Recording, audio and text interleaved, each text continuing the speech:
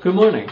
I'm Dr. Robert Karp. I'm Professor of Pediatrics here at Downstate Medical Center in Brooklyn. I'll start with my clinical pearl. Simply ask your parents, do you ever worry that you can't afford the foods you want to feed your family? Now that's a shortened version of what the Center for Disease Control asks in its food insecurity questionnaire, and that begins in the past 12 months since last July, have you ever, etc.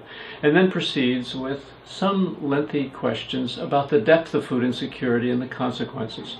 A substantial number of families are food insecure. 40% of families living below the poverty levels are changing their diet because of food insecurity, and they change their diet in ways that are very unhealthy, switching from more expensive fruits and vegetables to less expensive starches and fatty foods and sugared foods.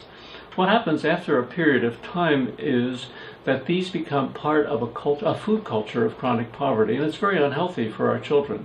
And we can list out the many phenomena that follow, including obesity later in life, plus evidence of anxiety and depression and just insecurity in general. And I could go on, but I think we need to look at the simple question, do you ever worry?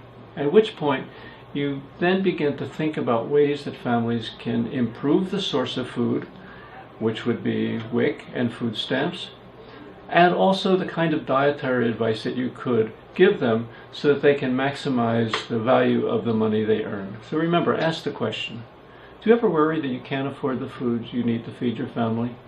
Thank you.